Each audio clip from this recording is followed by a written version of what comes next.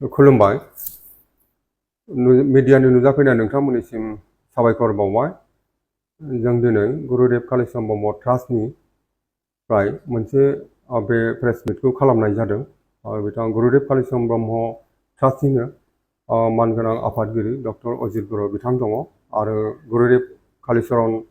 ब्रह्म गुरुदेव publication बर्डनि नेहाथारि जतिन्द्र बसुमतारी बिथां दङ जोंनि प्रेस मिटनि थांखिया बेनो जे मैया दाख्लैहाय जे आसाम केबिनेटआव रुपसिनि बिरखां गाथोनखौ गुरुदेव कालिचरण ब्रह्मनि नामै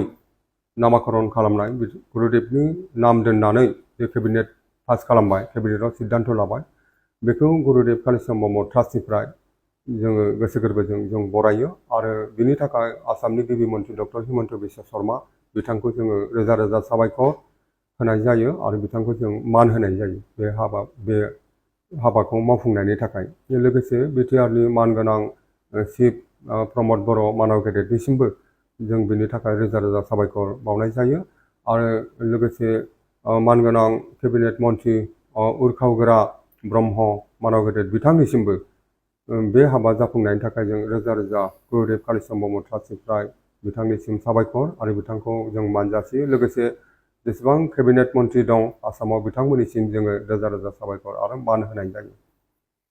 जे मानगोनां नोंथांमोन आरो बिनिफ्रायनो जों मिजिंथिबावो जे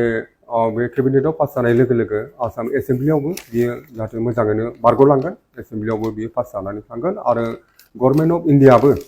आसाम एसेम्ब्लिनिफ्राय पास जानानै थांनाय लोगो लोगो बेखौ माने पार्लामेन्टआवबो बेखौ मोजाङैनो मोजां बारहोगोन पास जागोन बेखौ जोङो मिजिंथिदों आरो जों सरकारनि फारसे गुरुदेव कालिचरण ब्रह्म ट्रास्टनिफ्राय जों बेखौ आसा फारिनानै थादों आरो जों खावलायो खर' गंग्लाय खावलायो दा बेबायदिनो गुरुदेवनि बिहोमाखौ बयबो मिथिखागौ आरो बेफोर सरकारनि बे मोजां गिदिर पदक्षेप बे हाबा मावनायनि गेजेरजों गुरुदेवनि फिल'सफिया गोसारनांगौ आरो अब्ला सरकारा बेबायदि गिदिर गिदिर गुरुदेवनि मुङै बे हाबाफोरखौ मावनायनि गेजेरजों माने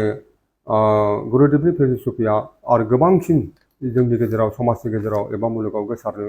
खाबु मोनगोन होनना जों मिजिंथिदों आरो गुरुदेवनि फिल'सफिखौ बयबो मिथिनांगौ दा बेबायदियैनो बड'लेण्ड इउनिभारसिटिनि फारसेबो जों रोजा रोजा साबायखर जिहेतु बड'लेण्ड इउनिभारसिटियाबो गुरुदेवनि 18 एप्रिल जोनोम सानखौ बन्द' बिथांमोनहा खालामो हलिडे होयो आरो बिटिआर सरकारनि जेनाखि चिफ मानगोनां प्रमद बर' बिथाङा 18 एप्रिल गुरुदेवनि गोथार जोनोम सानखौ फालिनो थाखाय बिथाङा मोनसे मोजां पदक्षेप लादों आरो गुरुदेव कालिचरण ब्रह्म ट्रास्टआ जोनोम सान फालिनायाव मोजां जानायनि थाखाय बोसोरफ्रोमबो जोनोम सानाव बिथाङा 10 लाख रां अनसुंथाइ होयो बिनि थाखाय जों बिटिआर सरकारखौ जों रोजा रोजा साबायखर गोरबोनि मान होयो गुरुदेव कालिचरण ब्रह्म ट्रास्टनिफ्राय आरो बेबायदि सरकारा मोजां बेबायदि गुरुदेवनि मुङाव मोजां हाबाफारि लालांबाय थानायखौ जों अरायबो खावलायो आरो गुरुदेवनि फारसे बे मोनसे गिदिर श्रद्धांजलि होनाय जाबाय होननानै जों गुरुदेव कालिचरण ब्रह्म ट्रास्टनिफ्राय जों बिबेसना खालामनाय जायो गिबियावनो साफ्रोमबो मेडिया नोंथांमोननिसिम आङो साबायखर बावदों आङो सासे प्रिन्सिपाल महरै आसाम सरकारनि केबिनेट मिटिंआव मोनसे डिसिसन जादों रुपसि एयारपर्टखौ गुरुदेव कालिचरण ब्रह्मनि मुङाव लानांगौनि बिसोर मोनसे केबिनेट डिसिसन लादों बेयाव आंहा जोबोरै गोजोननाय दङ आं मिजिंथिदों केबिनेट डिसिसन जानायनि उनाव एसेम्ब्लियावबो बियो आजावजागोन बेनिफ्राय भारत सरकाराबो आसामनि जि प्रप'जेल बेखौ एक्सेप्ट खालामगोन रुपसि एयारपर्टआ गुरुदेव कालिचरण ब्रह्म एयारपर्ट महरै बयजोंबो मिथिजागोन बेखौ आङो मिजिंथिदों बेनि थाखाय आङो आसामनि मानगोनां chief minister doctor Himanta Biswa Sarma sir बिटिआरनि मानगोनां CEM मुस्रि प्रमद बर' सार बर'नि नायल' जायल' सासेल' केबिनेट मिनिस्टार उरखावगोरा ब्रह्म लोगोसे केबिनेटनि साफ्रोमबो मानगोनां मिनिस्टार बिथांमोननिसिम आङो साबायखर बावदों गुरुदेव कालिचरण ब्रह्मखौ जोङो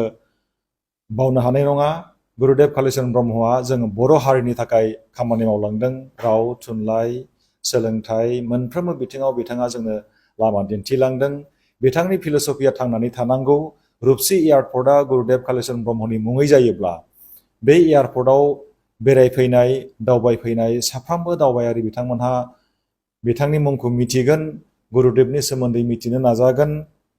अब्ला गुरुदेबनि फिलसफिया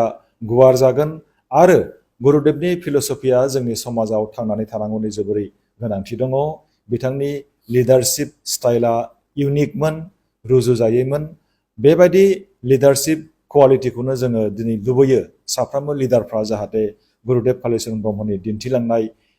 हाबा मावलांनाय बे आदबजों जाहाथे जोंनि समाजखौ मोजाङै दैदेनलाङो, बेखौनो जों लुबैदों। जोबनायाव मिडिया नोंथांमोननिसिम आं साबायखर बावहरदों आरो आं लुबैबावदों रुपसि एयारपर्टनि मुङा गुरुदेब कालीचरण ब्रह्म एयारपर्ट मुङै मिथिजाथों। साबायखर।